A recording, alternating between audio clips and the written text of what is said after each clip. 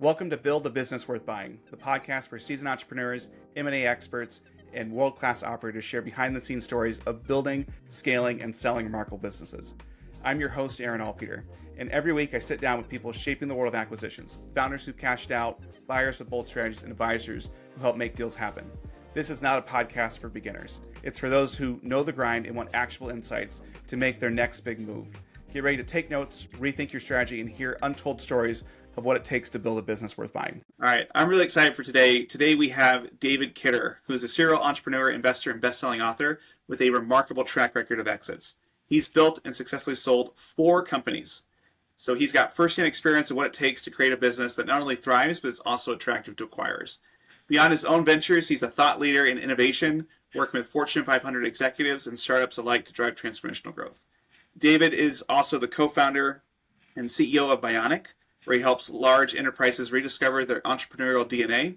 He's the author of several influential books, including The Startup Playbook and New to Big, which provide practical insights into scaling and innovation. Today we're going to dig deep into David's entrepreneurial journey, what he's learned from his exits, how he's refined his focus over time, and most importantly, what principles he would use if he were to start his 5th company. David, thank you so much for being on the show. How are you doing today? Great to see you, Aaron, and happy to be here. Yeah, I have looked up to you for several years. I don't know if you remember this, but we had a call when I was just starting my ventures, and you were so helpful then, and I'm really excited for today. Yeah, I remember that. Well, great to see you again, and just thrilled for your success and the stuff you're focused on and you deeply care about. It's great. I appreciate it. I want to get right into it. I mean, you've had 4 successful exits. Most founders don't get one. So can you take us through each of those exits, what worked, what didn't, and what surprised you the most? Yeah, I mean, I think I look at 2 of the 4 being successful. I mean, there's exits are part of the promise of why you join a startup. I think on all of the companies I founded, I always promised the team that we would get across the finish line no matter what, so that for their career, not everything works, but getting a company across the finish line to an exit or an IPO or whatever the natural journey it's on, I think is important for everyone to know that you're going to do whatever it takes. You're all into that type of outcome for them. So not everything works, as I said, but when it does, it can be life-changing. And I've been through those experiences in two instances. And the other times, they were just get the company into its next formation. I think the best way to think about exits is their financings, right? They're not really the end. They're just a new beginning. And I think when people misunderstand what a liquidity event is when they've shaped the mindset of the company that getting there is to the top of that, to the exit, the outcome is actually success. And it's really not. It's just a form of growth. Yeah, that resonates with me. We've been working with a company that was acquired by a much larger company, and their business and their culture was completely geared around, let's have an outcome, let's have an exit. And so now that they're acquired, they're a year or so into it, they're kind of like, well, what do we do now? Why should I stay here? Should I go on to the next thing?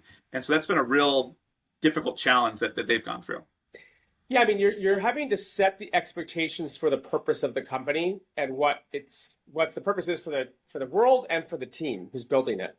And so to design its purpose to be sold isn't really a vision. And it's really not something that people with real purpose and real deep care are actually committed to, doing something successfully. So I think, it's fine to be able to set that commitment, which is you're going to make sure the company's successful and that it's financed along the way, and they'll be rewarded. And so whether you're selling the company entirely or you're selling it in slices, so to speak, to investors to create those events, those are all opportunities to reward the team for building something that matters. I think what the most important question is do you care? If I look at the 4 companies and getting them through exits, 2 were cosmetic wins, which was, the journey the company was on. It's just a company. You are more than the company. The purpose is to solve a need. And when it's solved, you have an extraordinary thing. And when it can't be solved without someone else, like they say, 2 mediocre companies don't make a great company, but when 2 great companies make a great company, that's really special. And that sometimes is the right formation to solve that problem at scale. So to open up and consider all the outcomes when you're building something, that's really why an exit actually occurs, is because you're really trying to take 2 things and make them great or solve the whole problem. Sometimes it's better to go it alone. I mean, maybe that's not the case. Maybe no one has a proprietary gift. I just say this last thing, which is, after one of the companies I sold, I spent a year just going out there and interviewing my friends and their friends of friends, some of the best entrepreneurs in the world, as it turned out, and asking how do you bet your life? Like, what has to be true in the first several years for something to really, take off and experience unbounded returns? And I learned the answer to that. But one of the things I learned in interviewing those 300 hours was from Reid Hoffman, the founder of LinkedIn, who wrote the foreword of the Startup Playbook. When I asked him, to what degree would you attribute good fortune, timing, and luck to your exits, to all of your wealth? And he said 80%. So 80% to one of the most successful entrepreneurs in the world are really outside forces. Market timing drives almost all returns. And so our belief that we can control that is a bit ridiculous. It's about being there when it happens. And our job as founders is to predict that future and not be dead when it arrives, to actually be the best company in the world to actually solve it. So I think getting that timing right and the culture right and that's designed right leads to a lot of success. And when it's wrong, it leads to a lot more failure. Yeah. How, as you were building your companies, how did you go about ensuring that they were acquirable and not just successful? Like, how did you position them in such a way that when that exit window was there, when that moment was there, buyers couldn't resist what you had built? It's sort of like writing books, successful books, and having written a couple bestsellers. And having a couple of good exits and a couple of bad exits. But like, the first job is to write a great book, right? The first job is to build a great company, and building a great company means you're solving a really big problem in the world that has an outside force that's creating an unfair advantage for you, and then you are the team and the solution to solving that need. And so that conspiracy of both the forces and your team and your culture also need to be rewarded by the world. So your customers need to want to see you win, because sometimes exits in customers can destroy a business. They may not like who you get acquired by. They may have other technologies or other solutions to that compete with your version. Your positioning in the world might be have to remain independent. So these are all things to consider, that you're all interdependent on the solution to the problem and the forces and the willingness for the marketplace, not just to buy you, but to support your business on the other side. So that takes a lot of deep thinking, positioning, branding, strategy, product execution, paying attention to those forces, partners. So there's a lot of things to really think about in the weaving. I think it's sort of like a braiding together of the conditions and the forces to lead a company to a successful exit. And then, by the way, when it happens, you're getting married. Like, someone is making, to some degree, a career-ending bet on acquiring you. So they really, really have to believe. They might only do this once or twice in their career at the senior levels. So to buy a company means they have to be so convinced that you are one of one in the world, that it's worth taking the risk and the investment to get a deal done. And I'll tell some stories about that later, about what has to be aligned and true to make that successful. Yeah, as you talked about being good at strategy and marketing and operations and finance and literally everything else in business, how did you learn? How did you get good at that? Is it something where you knew that you were really good at one piece of it and you just went after and acquired, talent that was good at the other parts, or did you become a generalist and be able to suss that out yourself? I have a very sort of orthogonal, horizontal brain. I was never an amazing student, but I was good enough. But I was very good at synthesizing and complex things and organizing them with a very specific outcome in mind, so to speak. So, and I think there's a couple of reasons. One is I think I'm relentlessly curious and a consumer of knowledge. I just finished, I think, my 487th book, no joke, on Audible this year. And this year, we're recording this and we're not even through the first quarter of 2025. Yeah. So a lot. And it's just like, that's just a desire. I read several hours a day on lots of different topics. My network is very good. I've spent, 25 years investing in relationships, trying to create more impact, an order of magnitude more impact than I needed, so to speak. So leading with value creation and value impact and relationship impact first for a long period of time before asking for help. And so if I think about the people who really transformed my life business-wise, they were decade-long investments before the timing was right for us. In particular, like Beth Comstock at GE, who is just one of, despite the sort of debate about GE's success with her and the team there, she's probably one of the great innovators in business history. She's remarkably brilliant. She's also, during her career, had a lot of people who wanted a lot of time with her because she could change her life. So it was 10 years of just being at TED, being around her, trying to create opportunity, ideas, and relationships before she had a really big problem that I was in a position to uniquely solve. And if that didn't happen, that was also fine. But it's really developing relationships with people who have a lot of responsibility and, are very articulated in the need that they're trying to solve for, and they tell you the truth. So I look at the forces of reading, curiosity, relationships, and then there's just the building, like learning how to build a company. That James Clear statement, you fall to the level of your systems. Operating systems in my personal life, operating systems in my company's life, operating systems that we sold into the world, the Growth OS. Bionic did that for large organizations. We built the tools and platforms and teams to build the sort of anti-Six Sigma of our generation. And we bootstrapped it to a little under 30 million in revenue in 7-8 years and was acquired by Accenture Song 3 years ago. And now it's a global practice. But that was really designed from day one to belong to them, that company, Accenture, or probably Microsoft. And those were the two offers that we got in the end with those two companies because we set that intention and we designed it for that outcome. That's fascinating. When you mentioned Reid Hoffman, you mentioned Beth Comstock, you've worked with some of the most high-performing leaders in the world. What patterns have you seen in those that are really successful, either in building sustainable growth or being able to reach past that existing plateau? I mean, some people do a lot of stuff and burn out. Others seem to just kind of get to that next level and then level up. What have you seen that separates people who are really good at that versus people who struggle at that? Well, they themselves can go from very wide perspectives of the world to very narrow perspectives, from meta concepts and positioning to the details. And so they can solve problems horizontally and vertically very well, and they navigate that sort of transition with incredible intellect. What would be an example of that? Well, I mean, Beth, for example, or Reid could take you from the sort of global strategy of the business down to the sort of engineering or code level, because they've solved really hard problems and they can tell you how to organize the team and the thinking in order to solve it. It's sort of Elon's secret.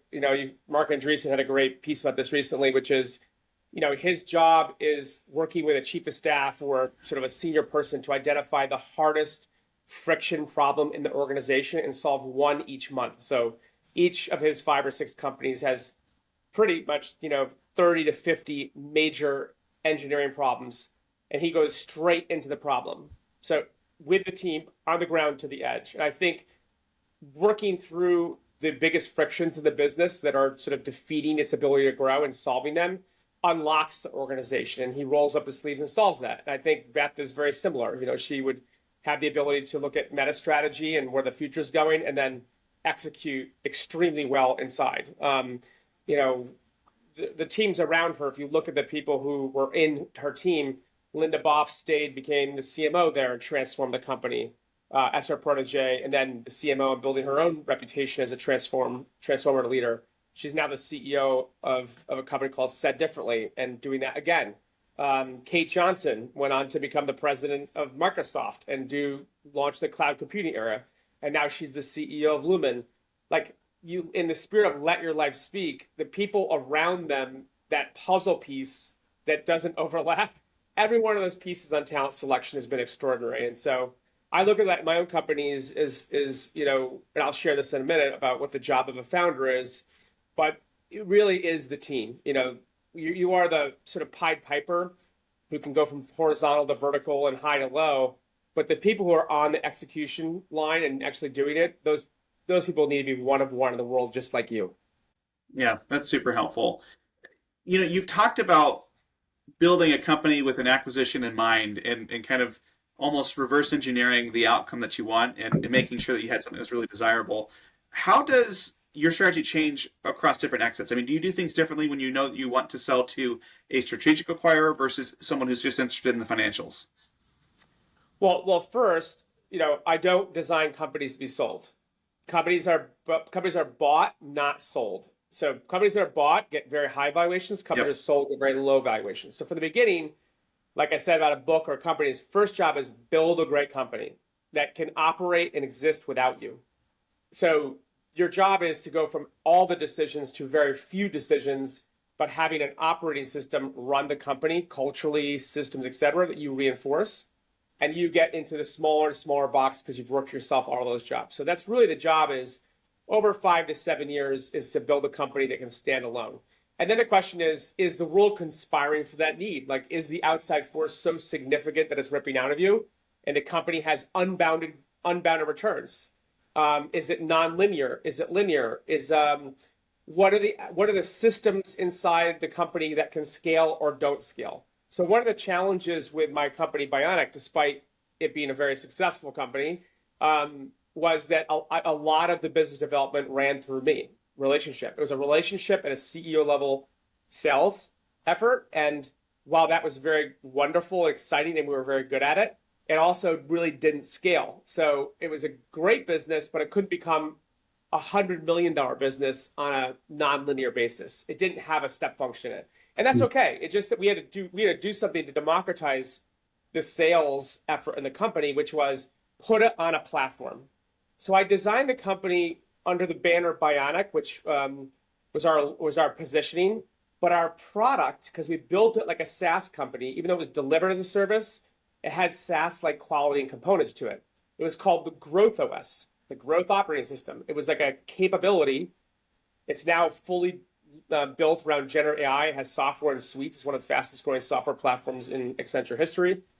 But we built it so that if the brand died, in fact, it was born to die, come off it, it was really the product that they were after. So if they kept it independently, it wouldn't be like they could acquire the company and drop the brand, the company died. So if you integrated it, which all acquisitions integrate, then what are they integrating? Is it the people, product, clients, tools? Those are typically the four. The IP could be potentially number 5, yes. But you need to design something that can survive the sort of violent transaction and integration phase, which typically takes 12 to 18 months.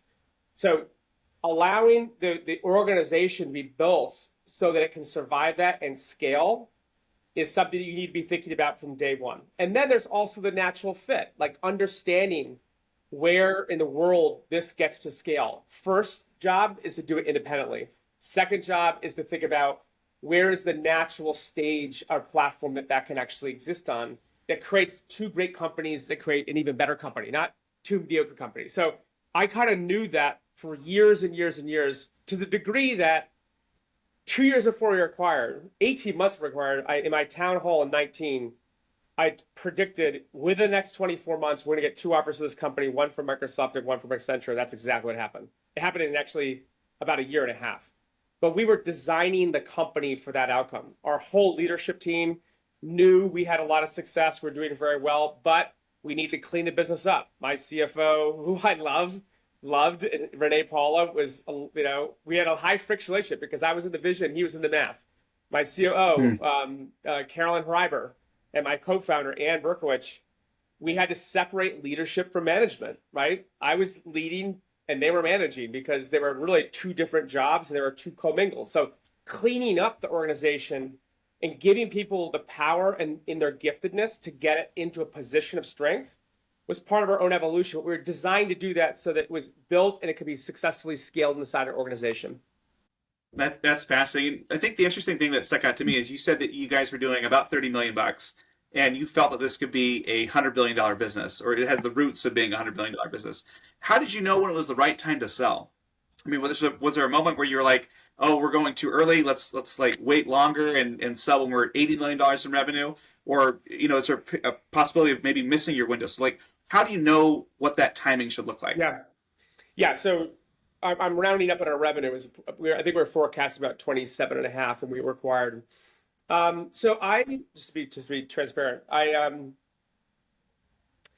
the timing issue was a big one for us. I think it was more about we had we had grown very fast, but we had a leadership team that was like a Ferrari in a Corvette. So like the path to 100 million for our company would have taken another 10 years. And even for my job was to create a vision that we could get there as fast as possible. And to be honest, there's a natural, inescapable physics of business building that it typically takes 6 to 8 years before you even know what business you're in, you're any good at it. So like it really, like people think about, oh, it's gonna take off, and it'll take 3 years for a starting company. That almost never, ever, ever happens. And it takes a long time to build a great company. So you're in it for 6 to 8 years before it really starts to work. And it begins to be able to sit up in the world with reputation and impact to be able to do what you wanted to do. But our leadership team was there to scale something, was designed to scale to 100 million, but it was going to take too long. So the question was, where can we position the company to grow as fast as possible and reward the team for that? And going from a bootstrapped, co-founded team to a leadership team, that opportunity needs to be very big to keep everyone intact. So despite, I think, their love for the Bionic and their love for working together, and they were a very tight team, we also were trying to maximize the opportunity for their lives. And that meant not staying independent. It meant moving it to a place where everybody won together and also move people's careers forward.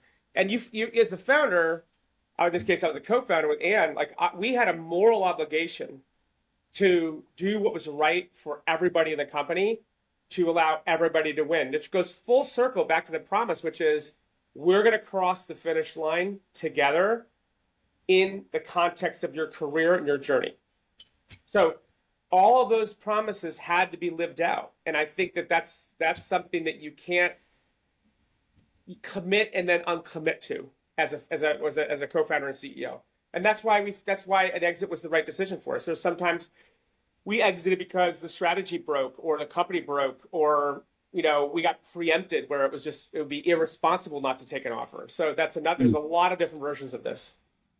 Yeah, when you talk about getting to the finish line together, did that mean that you incentivize the team from an equity perspective as well? Were there bonuses? Like, how did you get this? Because obviously you said we're going to get to that point, and obviously it looks good if it's on your resume that XYZ company exited. But how did you go about making sure that they felt that they were in it together with you? I mean, that's our job, right? Is to create a culture of belonging, and everyone feels like they have space for their truths, your truths, plural. That you feel aligned to a mission that sort of speaks to your giftedness and the chapter of life you're in. So, what the question is what is the job of a founder? And I'll borrow this from Fred Wilson and Albert Wenger, who were investors a couple companies ago, who I deeply respect. And it's really three things. The first is vision. And what it really means is you have a view of the world in 3 years in a need with a force and conspiring for you, and you're going to solve it, and you're going to be right on time. And whether it takes longer, you're not going to be dead when it happens. So vision really is solving a problem in concert with outside force where you've aligned the resources that you've been able to gather in order to be alive and the best in the world in solving it. And in the year that you're in, you got to be deploying that capital really well. And that leads to the second job, which is talent. You have to put everybody in the right seats, in the right order, at the right time, and you can basically make 0 mistakes 1 through 20 people. Not one. It's almost fatal. So by the time you identify them, put their seat, and you find out they're the wrong person, it'll take you basically 9 months to a year to fix that from start, mistake, fix. You're out of business. It's that fatal. Yeah. And the third thing is that you never run out of money. So there's only 2 ways to solve that. You earn it or you raise it. They both take a lot of effort. I have, in my own personal journey, relied on myself to earn it. And I've also raised tens of millions of venture capital from the best VCs in the world. I did that prematurely once, and I did it later once. I think the most important thing to do, especially in this era, is get to economic oxygen where the exchange of value is money and it's truthful. Hopefully you're dealing with rich and paying customers, so there's more of it for you. But that's really the third job. So vision, talent, and capital. That's it. The team does the rest. So to give them instruction is, you got to build an OS that runs the company without you. I love that. I want to dig into that OS framework in a bit, but I want to focus in on you because you're so. I mean, I know you're so fascinating. I just learn so much every time we talk, and I follow you for a long time. But you're a serial entrepreneur. You're an investor. You're an author. What is one piece of discipline or habit you credit that keeps you grounded by still managing so much stuff going on? Well, I'm an extreme delegator, and I'm very good at getting talent. So I'm very, very, very blessed to know the people I know and create value for each other. Built long, deep relationships. I have an incredible team around me, building this next venture and probably another one after that. And just a sense of belonging and purpose. I think this is really important to get right. I think of the two companies I sold, got through exit, I was really trying to be a CEO and trying to follow a market trend. It was like a blue ocean, and I was going to go make money from it. And what I learned is, of the companies that really worked, the books or the businesses that really worked, the reason why they worked is because I deeply cared about it. And I could sit across from a CEO or someone, and they knew, like, karmically, that when I said, no one in the world cares about this idea more than I do, they knew it was true. They had the gnosis of that. They weren't being sold. Like, you can't sell CEOs. You could share stories, but they want to be together with you. And if that's something you're selling, it ultimately doesn't work. So I really am very sensitive, like from my soul to my meat suit, that the alignment around deeply caring about something has to be true. And when it's not, it really didn't work. I worked so hard to things I actually didn't care about, and they didn't work. I mean, they sold, exited, but they weren't successful in my mind or even in our investors' mind. So I think getting that right's really huge. I have another idea or two that I'm working on now that I've been thinking about for 16 years. 16 years. And we'll tell that story later, but long time before you actually acted on it. Yeah, I hear that. As you've gone from exit to exit, idea to idea, how is your criteria for what makes a great business evolve? Well, I mean, what's interesting is if you think about, you don't want to renew a lot of the aspects of your life. So even though the first two companies I started were in totally different business categories. I was like basically ambitious. I really wanted to do well career-wise. I was sort of a workaholic dope addict in a lot of ways. Everyone has their dope, and mine was performance in that regard. As I spent 10 years in doing deep work with medicine and it really solved a lot of stuff. And though I'm still driven, it's from a totally different aligning force from the inside out now. But the red thread for that, my last company, this new company I'm launching called the Board of Life.ai, is this idea of building systems that get to your truth. Like, we're all different conscious beings, companies, we're representing that. You have your own. And can you get aligned with that? Can you ignite resilient growth in your life as an organization, as a team, as a leader?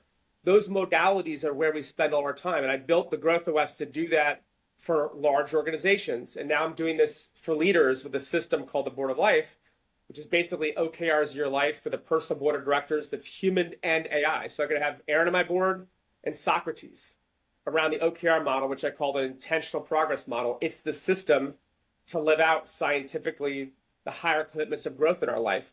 I think it's complementary, if not an evolution of coaching in a marketplace that's huge. But I'm contributing systems into people's lives so they can make it their own. So it's not the answers are inside you. How do you unlock yourself? And I just believe that when you're closer and closer to that truth, that the more, whatever you measure by success is going to be better because you're in concert, you're aligned, and you care deeply. And when you're out of alignment and you don't care and you're just working from the outside in, I think ultimately you're just trying to sell something, trying to get to an exit. And honestly, they don't really happen. Like, companies aren't bought that often, and they're very rarely successful in integration. And those integrations are designed to penalize bad integrations. But when they're good, you can earn all of the value that you built. So it's not you ready to get a check. Rarely do you get a check and you're done. It's you got to finance, and grow in concert with each other. That's the whole reason why we do it. Yeah, that's super interesting. Is it an oversimplification to say that everybody has a different success criteria for their life, and finding out what the success criteria that you really care about is what ultimately is going to lead to a happy and prosperous life? Is that an oversimplification, or is that kind of in the right spirit? I'm really careful not to prescribe any version of happiness on anyone, or even the knowledge of it. I mean, it's, you can be very aligned and very enlightened, and you can experience it and know it and have the gnosis of that, not the faith of something where you hope it's true, but the gnosis, the truth of that, and still be in your meat suit in life and still be unhappy.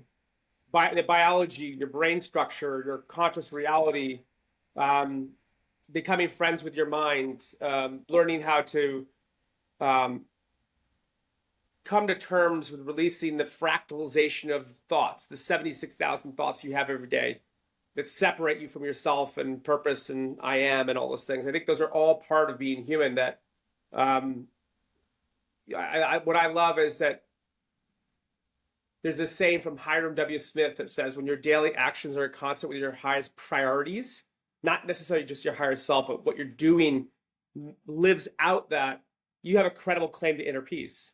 And I think in the meat suit, that's probably as close as you can get. And so that is in your personal life, it's in your work, it's in the impact you're trying to have in the world, unlocking your gifts. Those are all really critical things to think really well of.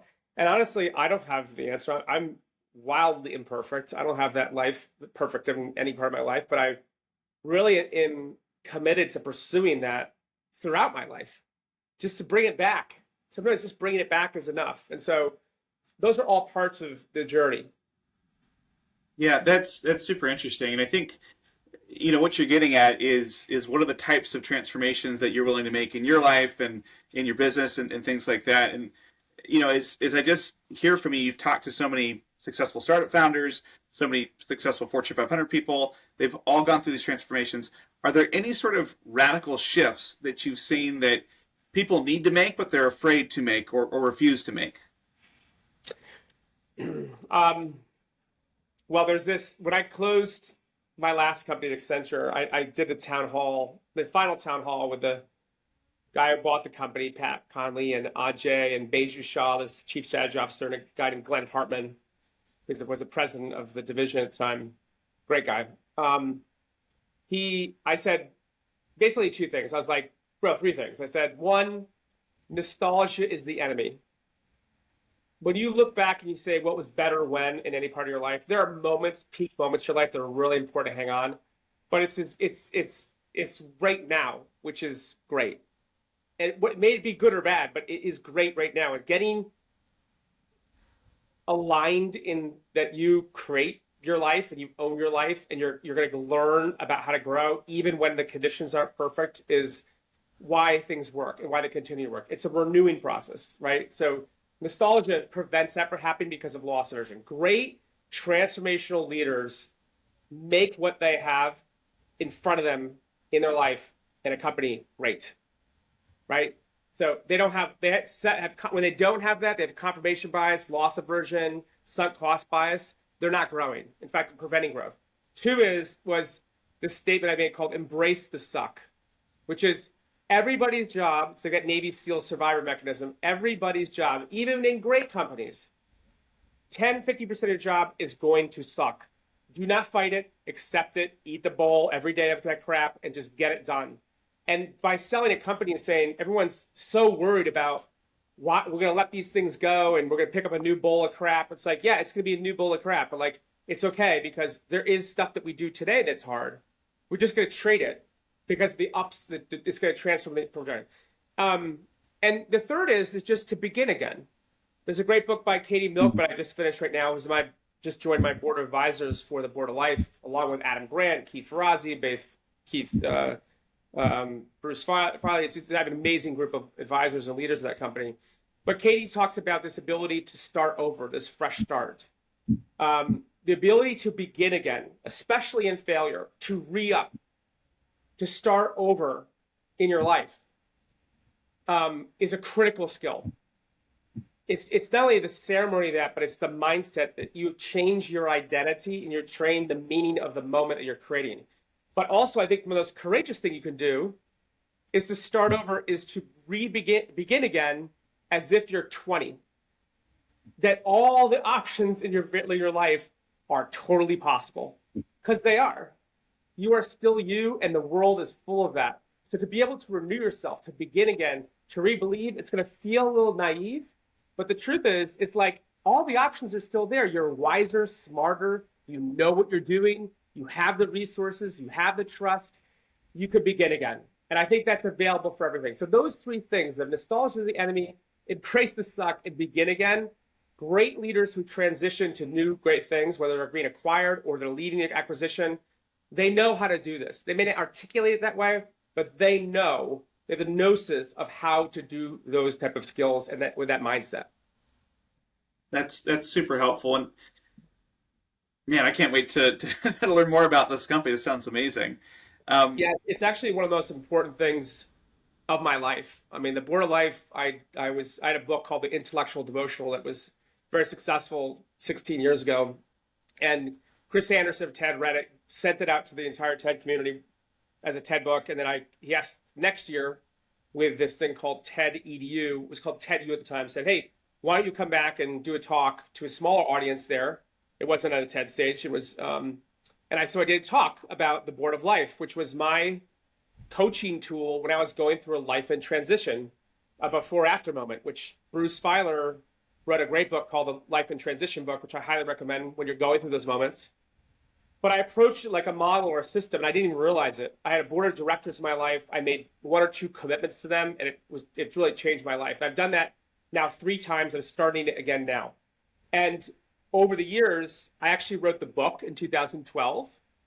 And I thought, oh, this is what I'm going to do. And I realized I wasn't ready. And so I wrote another book called The Startup Playbook and built Bionic, which was both were very successful, and went through some big challenges, did a lot of courageous, deep work around this philosophy called becoming, knowing, receiving, and being, which I used a lot of medicine to do.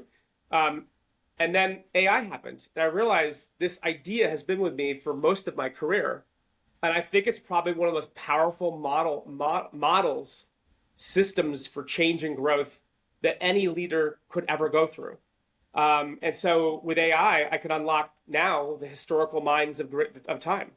Seneca, Marcus Aurelius, Joan of Arc, Oliver Sacks, Martin Luther, all these major thought can organize themselves around the OKRs for your life, which I call the intentional progress model.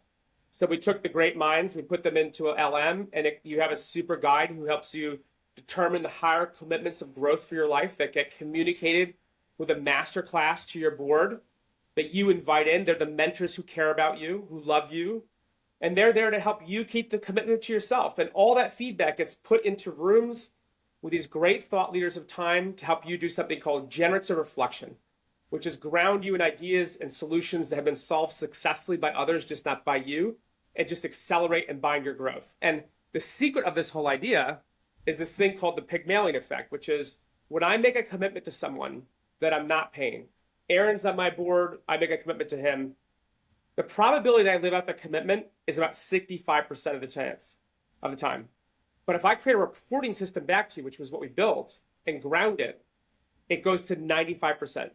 So if you want to change or grow, or you have to grow, a before after moment, I'm now a CEO, I gotta grow. Or I've been fired, I'm now the VP, I'm getting married, I'm getting divorced, I'm healthy, I'm sick, whatever that is, those from to moments, this is probably the most powerful model for growth that's possible for you.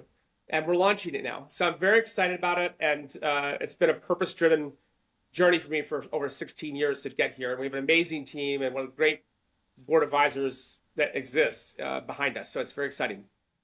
Yeah, that sounds great. I mean, as you're saying that, I'm like, yeah, the reason that I pay a personal trainer is not because I don't know how to do a push-up or a curl. It's because I need someone to tell me what to do and to make me show up and get out of bed when I need to. So that definitely resonates with me. That makes a lot of sense. What's amazing about that, it's a great example, but it also illustrates something called sunk cost bias, which is if you don't want to get out of bed with a trainer, you could just write it off. The secret to what I'm saying is that you cannot write this off. the higher commitment to a board member who's showing up as a mentor to you and you're not paying them is impossible not to keep the commitment, which is why the change is radical. It's so radical that I'm going to launch a foundation later this year to give it away for free to entrepreneurs or executives who have less resources and less access, probably of color. And so when you go to the board member, when Aaron goes and builds his board of life with his mentors, he can promise them, if you do it for me, I will pay it forward for you in your name, and I will do this for someone else. And I really want to unlock the impact that's possible in you, but also that you can give to someone else. Yeah, that sounds amazing. We should have a conversation after. I'd love to support that any way I can. Yeah, thank you. It'd be an honor. Yeah. Shifting back to acquisitions, one of the things that you and I have talked about in the past is just a lot of people struggle from going from a startup mentality to a scale mentality. And so I'm curious if you have any advice on, first, what do those mean to you? And then how do you make that switch as a founder? Well, I mean, the startup as a mindset and system probably should never change. You should always feel that you can make changes very quickly. You can break things. You can unlearn. So I would say that never not be a startup. I think Jeff Bezos is probably the best in the world. It's the day one mindset. It's always day one. The type 1, type 2 decision framework and decision rights, things like that are really critical to get right and never stop doing those things. But the difference with like the startup versus scale-up phase, in my view, is, as a team and leadership, because when you're doing it from a founder-led company to a system-led company. So it's not that founder mode doesn't change. You should still stay in founder mode so that the company stays aggressive and agile and enduring. But there is the culture and the systems of the culture and the norms philosophically and practically that really should drive the everyday rhythm of the business. That's not you. You've influenced it, create it, you energize it, but it actually exists, in a way that creates momentum for yourself. There's a great book by Eli Gadd called The High Growth Playbook, which I highly recommend. Ben Horowitz's books are the two great books of our time, The Hard Things About the Hard Things and What You Do Is Who You Are. I think they're the Bible of startups, in my view, both of them. So I think, that stage really becomes when you shift from the systems driving and the leaders delegating in driving those systems to you driving. And that might be revenue. It might be the customer volume, velocity, complexity, those sort of things that what you get right. Also, the team has to evolve. Like you go from individual stars, right? They're like pillars. The stair climbing of executives is the individual stars are willing to hire people that will be their future boss because it's about moving to horizontal stars, is making stars about everybody around you. Not everybody wants to do that, and not everybody can do that. So that's the difference between leading and managing and star maker. And those are the stairs that go up as people climb those. And then sometimes there's roles on those stairs that we don't have time to learn the answer. In fact, it's so dangerous we'd like cut our pinky off to get that solution into the business. We're going to go hire someone who's 18 to 24 months ahead of us to do that now. Not 10 years, 18 to 24 months. So everybody really has a philosophy of Mr. and Mrs. Right for 18 to 24 months. And the company evolves into its scale. And where we need to bring in pieces where people can't make that step, we bring them in order to do that. Last thing I'd say is, it's a long answer, but when you go from single products to multi-threaded products to single geographies and multi-geographies, those are also critical stages where the company goes from start to scale up, that it's interwoven based on the go-to-market that just defines, the complexity of the business and the ownership of individuals. Yeah, that's super helpful. When you think about just the framework in general or the operating system that a business is about, is this a technology solution? Is it more of a habits and structure? Like, how do you know if you've built a system that lets you get to that next level? Well, I mean, I've spent about 15 years with my teams, not just me exclusively, building a playbook that does that. Starts with, people often say vision, mission, values. I think those are things that are on walls, not in chests inside. So the words I like to use are purpose, work, and beliefs. So purpose is forever. What is our purpose? At Bionic, it was to ignite growth revolutions. The work, mission, I'd say what's the work is to try to accomplish the undead phase. Like it's like we're trying to get to this stage. So, and we don't graduate from this stage until that work is done, and then we'll rewrite the work. The mission or work can change over time. And then lastly is the beliefs. The beliefs should never change. I mean, you might add one or two if there's a problem culturally, but single iconic ideas of being together, ownership, truth, getting the truth. My favorite rule of my own sort of contribution to the business world is this rule called the 7-to-1 rule, where we try to do extraordinarily more good than we do bad in that ratio, which is literally impossible. And it's an admission that we're going to fail by default. Like, try to do 7 times as much bad as you do, as good as you do bad. But when you fail, our default state to you is to forgive you because you're human and we need to solve the problem. So I don't want that person to hold on to the pet failure and let that rot for them inside like Golem. It really is about them and their growth and looking at it shoulder to shoulder, not across the table, but together and say, okay, we failed. Maybe you failed. Why? And how are we going to solve that so we don't repeat it? Don't fix problems twice, like culturally. So you want to get that person to have a sense of ownership and growth, but you also want to protect the company from contempt. The sort of like ideas that you write on lenses that no longer can see them. They're the always, the never, the catastrophic ideas that they can't grow. People are always growing. If you can't see their growth, if they can't see the growth in you or the organization, it's time to depart. And then also that ratio is important because if you are kind of balanced 4 to 3, 3 to 4, you're probably the wrong person. You got to be extraordinary to stay. And you got to stretch yourself and you need to be in that truth. Yeah, I love that.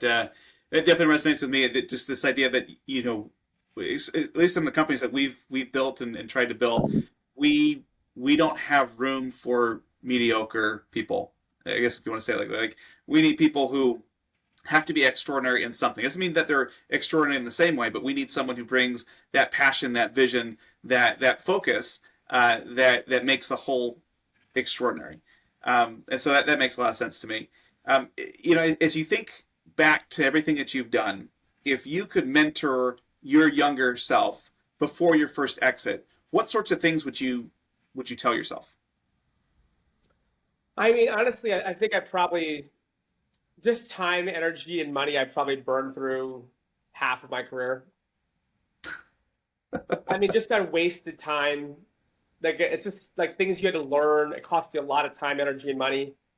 Business, process, products, people. I would say if I could go back, I'd probably have a greater discernment around my focus. I also would probably, 2 is I'd probably also only do things I deeply cared about, going back full circle to that. I think that's where it's worked for me, is that, the greatest, this is a cliche, but it's totally true. The greatest investment you can make really is in yourself. If I look at, I've made 125 angel investments in some of the most iconic companies in the world, and a lot of stuff you've never heard of. They're still alive. They're kind of walking dead. Been at LP and some of the best VC funds in the world as well. Nothing has returned more in my life than working for things I cared about. Not even close. I mean, honestly, I should just put the money in the market and let it ride, but it's, illiquid for 17 years, and it's like a big pile of like, who knows what's going to happen. But the point is, great on paper, really interesting, learned a lot. But the best ROI you can possibly do is to grow yourself. Grow yourself, grow your impact on the need in the world that you're born to do, that you're in your truth. Truth is subjective. It's a dangerous word, but it's really yours. Even if people don't understand it, people who are outside of you don't like it, it's still yours.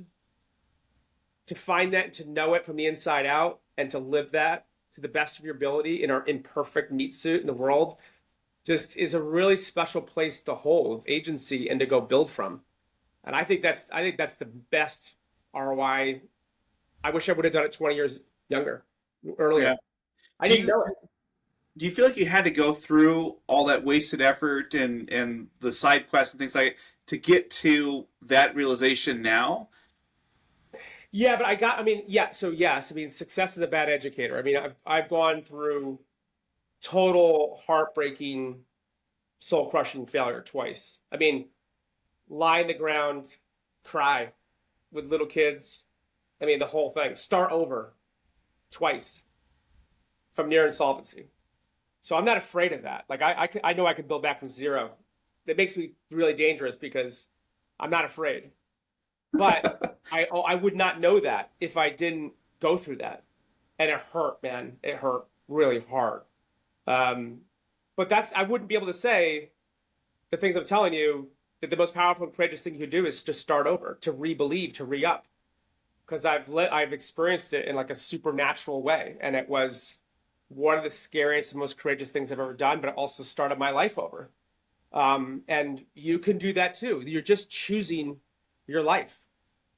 And I think that's really important to do that, is to bet on yourself and not be like, cross your fingers, wishful thinking, me against the world, but you can be together in solving something in the world you deeply care about and be committed to that and have good counsel around you, good people. If you're not attracting that stuff, it's telling you something. So that's okay too, but you're not delusional, but you're in and listening and seeing and living in your truths that are being represented in the world. I think being in concert with that is really powerful. Yeah, I mean, there's something about being at rock bottom, and I've been there a couple times, but not to the depth that you have. But I distinctly remember when I was at my point of starting what I'm doing now versus what I had been. I was COO at a company, wasn't happy there, and they made the decision they wanted someone else in that role. And so I remember coming home. I've got a young daughter. We've got a mortgage, and I'm like, I don't have a job anymore, And it's one of those things where, there's two ways that could have gone. And to my, everlasting credit and gratitude for my wife, she picked me up and said, "Look, I didn't marry you for a title or a bank account or anything like that. I married you for you." And so let's figure out what's next. And that was just this great motivator for me. She's certainly on my board of directors for my life. But it's like those sorts of things and those moments that are crystallizing and help you move forward and do those things. And so, it's just what you're saying definitely resonates with me on several levels. I mean, it's part of your story. It's like bones that break or heal stronger. There's so many cliches about this, but I would never have had my life would look nothing like this if I had early success. And I had a couple very, very close to extraordinary exits along the way that didn't materialize with the best VCs and the best banks. They just didn't happen. It's like, sometimes it doesn't happen. Sometimes that's not what's going to happen. And sometimes you can get very lucky, and it can happen. So fortunate, whatever word you are, but you put yourself in a position for it to happen. And that in itself, whether it did or didn't, if you think of 80% of the outside forces are greater than you, you're more than the company, you're less than those forces. You're never really as good as you think you are, you're never really bad as you feel. You hold that space. So the fact that those conditions are happening and you want to ignore them and you want to fail in the middle of those conditions, you're not grounded in reality. Like you're becoming something always. In fact, the fact that it didn't turn out to be what you wanted or liked is purely about navigating who you're becoming. That's part of knowing. And that takes half your life often to know yourself. And then you need to learn to receive and integrate around your truth or your journey and live out what you care about. And then later in your life, you learn to be that every day, that you're not living in some hallucinatory past. You're not anxious about a future. You're just being it. You're there in aligned agency with the things you control and don't control, and you're at peace with that. These lessons teach you because you ran headstrong into what is real life. What are the conditions of real success, whatever you want to call it, that actually guide and actually are guiding us as we sit here today. Yeah, someone once told me you're never really a founder until you failed once. Yeah, I think there's some truth in that. I think I've written, like, honest to God, I probably built a logo and created a business plan for 15 companies. I think I've launched 6 as a co-founder, 4 times as a CEO. 2 or 3 of them were just wiped out by like Hurricane Katrina once. So I mean, like, what do you do? Yeah. Failures? Like, yeah, they are, but selling a company and getting it for an asset sale might be the right decision strategically for the team and investors, but it's you're starting over. It looks fine at paper, so it doesn't happen often. And I've had two. I'm kind of batting 500 right now. I'm on, even though it looks like 1,000, it's really 500, and I'm so proud of the things that when I butted into reality and who I became because of that. That was more important. Just there to teach you. For sure. David, we are coming up on time. I feel like I could certainly listen to you for another couple of hours. Oh, no. At the end of every episode. The first one is, what's the best example of Moat that you've seen a business build?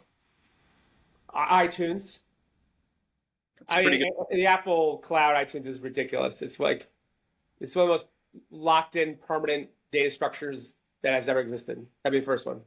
Second one would be, my Gmail probably be the second one. Yeah, those are good ones. All right, last question. If you had to start today, how would you go about building a business worth buying? I'm doing it. I'm trying to do it again. I'll give you the cheat code. If you read the Startup Playbook, the introduction gives the 300-hour summary, and there was the TLDR of that is that hugely successful companies pass through 5 lenses in this order within 3 years. The first one is they're not 1 or 0, not true or not true. They become true or false, not on day one. And you learn the answer. First is proprietary gift. You have a secret to solving a problem in the world that no one else understands and no one can replicate. Proprietary gift. 2, you have extreme focus. You learn how to get to focus because 90% of stuff you quit, you get to light. You're very good at that. Extreme focus means optionality is the enemy. The more things you do, the more likely you're going to accelerate your failure. The third is that you're building painkillers and not vitamins. And ideally, you have rich and paying customers. They're better in the beginning, and then you can democratize it. But painkillers mean that you're solving a lifelong, chronic, malignant pain. And when someone starts using your solution, they never stop. Day one. Third lens, most companies die along those first 3 lenses. The last 2 are really execution. It's the 10x factor that most people misunderstand. You asymmetrically invest in the one aspect of the business that becomes impossible to replicate. And there could be lots of that. It's not just technology. It could be a Salesforce. Salesforce is a Salesforce. Whatever that 10x factor is, you asymmetrically invest in it so it becomes impossible to replicate, which leads to the 5th lens, which is you have to create monopolies, permanence, intentionally. It's good for them. It's good for you, at least for 3 years. When you do those things right, it changes the way you think. It changes the way you capital allocate time, energy, money, resources. And what you know when it's working is that your success is literally inevitable. You're just waiting for the inevitability. And when you have that, you could be really at peace. You're working through the process of an inevitability. And that's how I built Bionic. I needed a lot of failure to learn that. It's how I'm building the board of life, and I'll probably build another one as well in the same model. Awesome. What a great way to end. David, thank you so much. If people want to follow you, learn more, where should they go? So all my sort of following is at David S. as in Steve Kidder, davidskidder.com, on Instagram, which I'm, by the way, rebuilding entirely. Twitter, which I'm not active on, but all of it. That's easy way to find me is those places. So I'm pretty activated there. And LinkedIn as well, David S. Kidder. Perfect. Well, David, this was great. Thank you so much. I'm really glad that we recorded this conversation. This was just as impactful as the one we had a couple of years ago, and now I get to listen to this one over and over again. So thank you so much. It's the same shtick. Who knows? I've evolved a little bit, so we'll see. But thank you. It's great to see you again. Very grateful.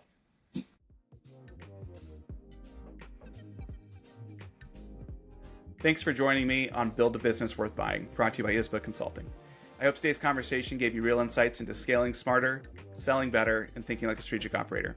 If you found value in this episode, make sure to subscribe, leave a review, and share with someone who's building their own sellable business. Until next time, remember, the real win isn't just building a business, it's building one worth buying.